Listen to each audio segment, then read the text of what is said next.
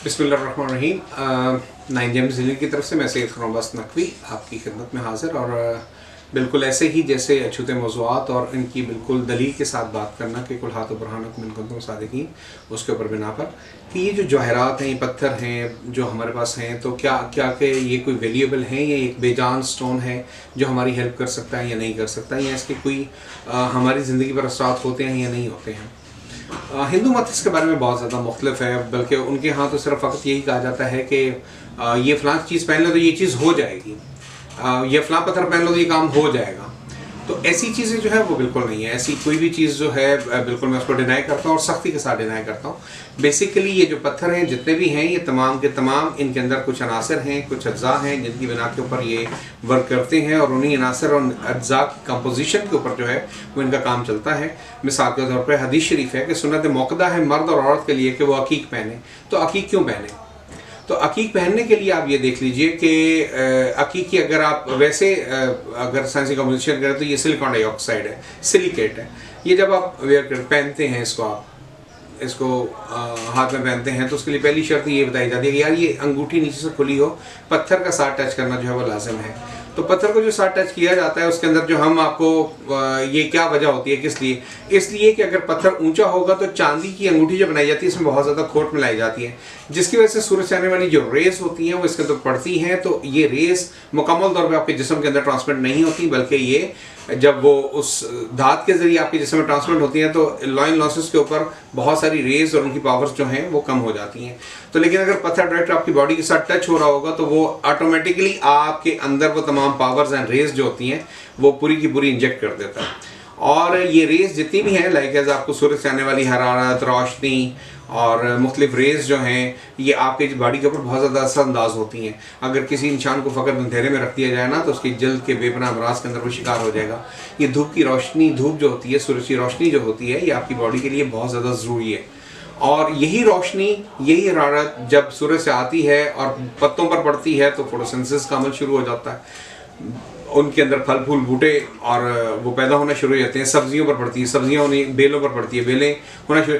शुआएं सूरज से आने वाली वो एक ही हैं, लेकिन जब मुख्तलिफ़ किस्म की चीज़ों पर पड़ती हैं तो वो मुख्तलिफ, अब बेल कद्दू की बेल पर पड़ेगी तो उसमें कद्दू ही उगेंगे, तरबूज की बेल पर पड़ेगी तो तरबूज उगेंगे, खरबूजे की बेल पर पड़ेगी तो खरबूजे उगेंगे, जामुन की तरफ पड़ेगी जामुन, आम की तरफ। इसकी वजह क्या है कि उन तमाम पत्थरों की जो बॉटनी है, जो उनकी अंदर जो सलाहियत है, जो उसकी कंपोजिशन है, वो उस चीज़ के ऊपर जो है अल्लाह ताला जल्ल शान ने तख्लीक की है। मिसाल के तौर पे पानी मैं भी पीता हूँ, खाना मैं भी खाता हूँ, लेकिन मेरा कलर कुछ और है। लेकिन यही खाना और पानी जो है वो अफ्रीका के लोग भी पीते हैं, उनका कलर कुछ और है। यही खाना पीना जो है वो आपके यूरोपियन भी पीते हैं, उनका रंग जो है वो जर्द और सफ़ेद के अंदर शामिल होता है। लेकिन ये चीज़ें अपने अपने इलाके के मौसम और मुनासबत के हिसाब से भी होती हैं। अब इसके अंदर जो चीज़ें होती हैं कि ये तमाम स्टोन्स जो होते हैं, अल्लाह ताला ने के कारखाने कुदरत में इनकी क्या अहमियत है। तो दुनिया का कोई ऐसा सहीफ़ा, कोई ऐसा मजहब नहीं है जो इन स्टोन को ना मानता हो, बल्कि यहाँ तक कि जो कम्युनिस्ट हैं, जो अल्लाह ताला को मानते नहीं, दहरिये हैं, उनको भी अगर आप ले लें, ठीक है, तो वो नास्तिक, जैसे हिंदू को कहते हैं उनको कि ये नास्तिक हैं, मानते नहीं, वो कहते हैं खुद ब खुद दुनिया वजूद में आई है, बेवकूफ़ लोग हैं। तो वो बेसिकली वो भी पत्थरों की अफादियत और उनकी रेडिएशन पे यकीन रखते हैं। तो अब हैरत उन पर इसलिए होती है कि जिन चीज़ों की रेडिएशंस और मेडिकल इफ़ेक्ट्स और मेडिसिन के इफ़ेक्ट्स के ऊपर वो बिलीव रखते हैं, उस मेडिसिन और उन चीज़ों के खालिक के ऊपर उनका बिलीव नहीं है। ये सबसे हैरत अंगेज़ चीज़ होती है कि जन्नत में जो हमारे जो महल हैं, जन्नत मिलेगी तमाम तकालीफ और इन सब चीज़ों के बाद एंड पर जाकर जो हमारा मुकाम है वो जन्नत है। वहाँ पर हमारे जो महल्लात बनाए गए हैं वो जवाहरात से बनाए गए हैं। अकीक व फ़रोज़े के पहाड़ वहाँ पर मौजूद हैं, हीरे जवाहरात वहाँ मौजूद हैं, याकूत व मरजान वहाँ पर मौजूद है। तो इन चीज़ों से हमारी चीज़ों को खल्क़ किया गया। तो अब अगर इन जवाहरात की कोई अफादियत ना होती तो इन्हें जन्नत में ले जाना चैमानीदार होता। तो इसीलिए इन पत्थरों के बारे में क्या कुरान पाक में अल्लाह ताला जल्ल शान वाज़न फरमा रहा है कि एक ज़रा भी हमने ऐसा खल्क़ ही नहीं किया जो बेमकसद और बेफ़ायदा हो। लेकिन अब यहाँ पर ये बात आ जाती है कि क्या कोई शख्स जो है वो कौन सी चीज़ को पहने और किस मकसद के लिए पहने।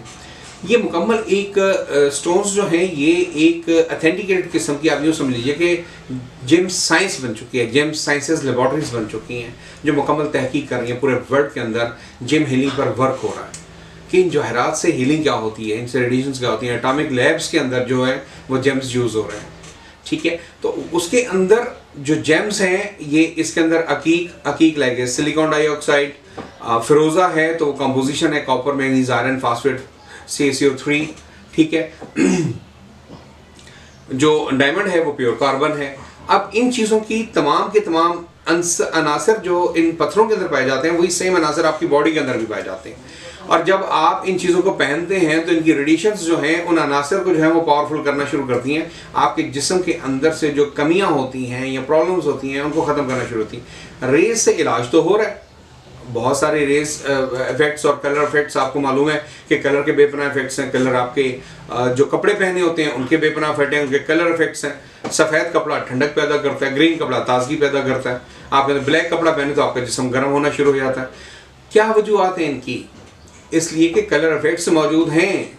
कलर के ज़रिए भी इलाज किया जा रहा है, आपको पंक्चर के ज़रिए इलाज किया जा रहा है, होम्योपैथिक, आपकी एलोपैथिक, आपकी हर्बल्स, आपकी हिकमत, आपका सब कुछ मुख्तलिफ किस्म के चीज़ें हैं और उनके ज़रिए इलाज किया जा रहा है। तो वो जो हर बीमारी का इलाज 70 तरीकों से है, उनके अंदर बाकी तरीके कौन से, इनके बारे में क्या आप जानते हैं? नहीं, उनमें से एक, बहुत सारे तरीकों में से एक तरीका ये जेम हीलिंग भी है। और जेम हीलिंग इतना ज़बरदस्त तरीका है कि ये आपकी जो नेचर बन चुकी होती है, और उसके बारे में गोरा ये कह रहा है कि nature can not be change, कि जनाब जी नेचर तब्दील नहीं हो सकती। तो इसके ऊपर लाजिम है हाउ कैन इट्स पॉसिबल। बहुत सारे हादसात इंसान को तब्दील कर देते हैं, बहुत सारी मेहनत या मुश्किलात इंसान को तब्दील कर देती हैं। आप कुछ करना चाह रहे होते हैं, हो कुछ जाता है। तो बहुत सारी चीज़ें जो हैं आपकी कोशिश और मेहनत से तब्दील हो सकती हैं। How can it's possible, nature तब्दील नहीं हो सकती। नेचर तब्दील हो सकती है, इंसानी नेचर जो होती है वो तब्दील हो सकती है। आज आपके मौसम तक तब्दील हो रहे हैं, कह रहे हैं ये नेचर इफेक्ट्स हैं। ठीक है, तो हाउ कैन इट्स पॉसिबल कि नेचर तब्दील नहीं हो सकती? इस फिक्र को मैं डिनाई करता हूँ, और इसके अंदर मैं ये कहता हूँ कि इंसान की नेचर को तब्दील किया जा सकता है अपनी कोशिशों के ज़रिए भी और जिम हीलिंग के ज़रिए भी। अब जिम हीलिंग है क्या? ये बेसिकली ये नहीं है कि आप अगर पत्थर पहन लें तो ये काम होना शुरू हो जाएगा। आपने पत्थर पहन लिया तो बस आपका अमेरिका का वीज़ा लग जाएगा, आपको पढ़ने की जरूरत नहीं, आप पास हो। नो, ऐसे कोई चीज़ नहीं है, सब बकवास आते हैं, बिल्कुल गलत है, बिल्कुल ऐसा कोई चीज़ नहीं है। बल्कि इसके अंदर जो मौजू है वो ये है कि जिम हीलिंग इसी तरह है जैसे गाड़ी का 5वां गियर, आपके 4 गियर लगे हो तो 5वां गियर लगा के आप गाड़ी स्मूथ कर लेते हैं। तो ये 5वें गियर की तरह है। पहले 4 गियर आपको लगाने पड़ेंगे, फिर ये 5वां गियर वर्क करेगा आपका। अब सिलिकॉन डाइऑक्साइड, इसकी मिसाल आपको ऐसे देता हूँ कि जैसे आपने अकीक पहना तो अकीक सिलिकॉन डाइऑक्साइड है, ये आपके बॉडी के ब्लड प्रेशर को हाई नहीं होने देता, ये नॉर्मल रखता है। और जिसमें बहुत सारी जगहों पर आपको बेपना गुस्सा आना चाहिए तो गुस्सा आएगा भी तो बहुत वक्ती सा, ये फिर उसको कूल डाउन कर देता है। तो उसके अंदर बेनिफिट ये होता है कि इंसान जो बहुत मुश्किलात में कहीं फंसा हो, आप कहीं बैठे हुए हैं और वहाँ झगड़ा शुरू हो जाए और आप वो गुस्सा दिखाएं, आप दुगना गुस्सा दिखाएं, ज़्यादा मारपीट हो जाए और जनाब जी बहुत सारे हालात जो हैं वो गड़बड़ हो जाए, बेपनाह कत्लेआम और ये चीज़ें गुस्से ही वजह से हैं, इसलिए इस्लाम ने गुस्से को हराम करार दिया। फिरोज़ा आपके कॉन्फिडेंस में इजाफा करता है, आपके न्यूरॉन सिस्टम को मजबूत करता है। आप फिरोज़ा और अकीक दोनों मिल जाएं तो आपकी रूहानियत को बहुत बुलंद करते हैं, आपके डिसीजन मेकिंग को बहुत ज़्यादा स्ट्रॉन्ग कर देते हैं। याकूत के बारे में हदीस शरीफ है कि याकूत पहनो तुम्हारा दुश्मन भी तुम्हारी इज्जत करने पर मजबूर होगा, ये अक्ल और बुजुर्गी को बढ़ा देता है। ठीक है, अब जो ज़मुर्द है ये मुश्किलात को दूर कर देता है, फ़कीरी को तमंगरी में तब्दील कर देता है, नीलम IQ लेवल को बेपनाह हाई कर देता है। लेकिन क्या ये तमाम पत्थर जिनकी खासियत हैं तो ये हमको इकट्ठे पहन लेने चाहिए या बारी बारी पहनने चाहिए? कौन सा शख्स क्या पत्थर पहने, ये एक मेन सवाल है। इसके ऊपर मिथ्स काम कर रही हैं, वही जो सदियों से मिथ्स कायम थी उन्हीं के ऊपर, जो जहालत पर मबनी है उन्हीं के ऊपर जो है काम किया जा रहा है। इसको जदीद रिसर्च के मुताबिक काम नहीं किया जा रहा। मिसाल के तौर पे कुछ लोग पहले टीबी से मर जाते थे और टीबी वाले लोगों को गांव से निकाल दिया जाता था और अलग जगह रखा जाए जहाँ वो तड़प तड़प मर जाते थे। टीबी का इलाज आया तो उसके बाद ये चीज़ ख़त्म हो गई। पहले लोग फ़कत हेपेटाइटिस जी, इसको काला यरकान हो गया, काले यरकान में मर गया जी। अब पता चल रहा नहीं भाई ये A है, B है, C है, D है, E भी है। ठीक है, तो ये इसकी स्टेजेस हैं, इसकी मुख्तलिफ किस्म की चीज़ें हैं, उनके ज़रिए जो जो साइंस तरक्की कर रही है हर चीज़ खुल के सामने आ रही है। और फिर कुछ लोगों ने इसको मिथ को कायम कर लिया कि जी वो जो ग्रीक का एक चला आ रहा था कि जी जनाब आपके जो सितारे हैं आसमानों के ऊपर, ये इन्होंने कहा, ईरानियों ने ये कहा कि यहाँ पर जो पारसी कौम थी कि सितारे जो हैं ये हमारे जो बुज़ुर्ग मर जाते हैं तो आसमान पे जाके सितारा बन जाते हैं।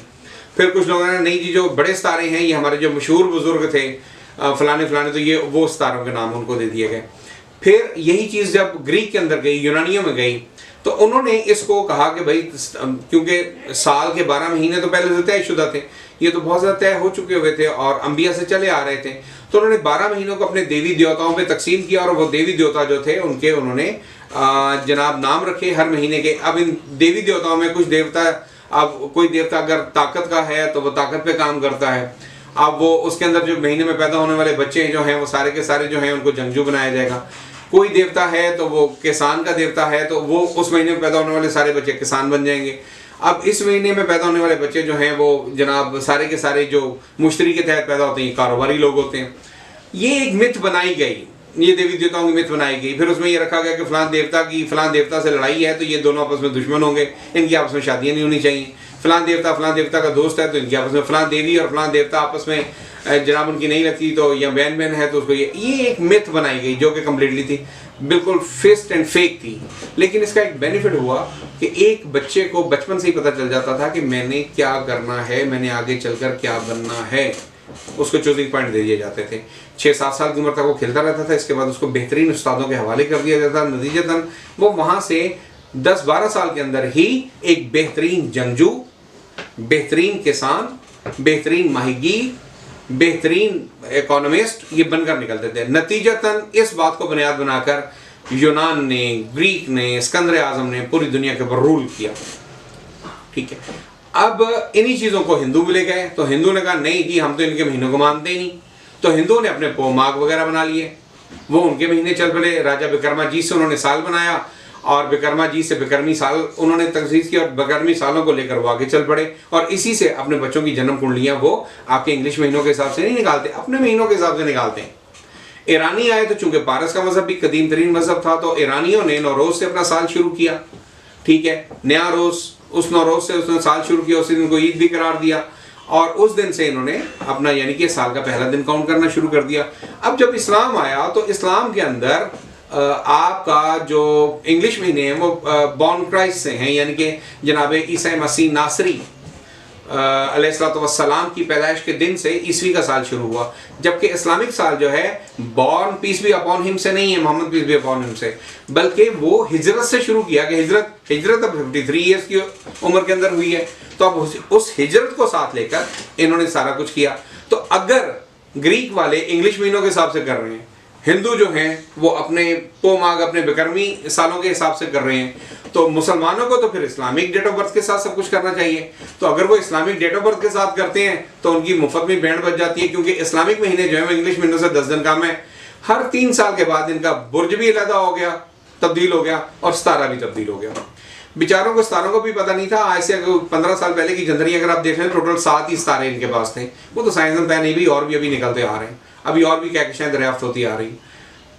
फिर इन्होंने 9 कर दिए, अब कोई 11 भी हो चुके हैं। ठीक है, अब इसके अंदर जो सारी चीज़ें हैं ये सबका सब टोपी ड्रामा और एक मिथ्स थी जो अपने अपने जहनों के साथ कायम की गई। अल्लाह ताला ने ज़मीन पर जो चीज़ें खल्क की हैं वो इंसान के वास्ते खल्क की हैं, इंसान के बेनिफिट्स के लिए खल्क की हैं। एतदाल में रहते हुए जितना उन चीज़ों का इस्तेमाल करेगा इंसान के बेनिफिट्स के लिए। कोई भी चीज़, कोई भी ज़रा कायनात में ऐसा नहीं है जो बेमकसद और बेफ़ायदा हो। हर चीज़ अल्लाह ने किसी न किसी वजह से तख्लीक की है।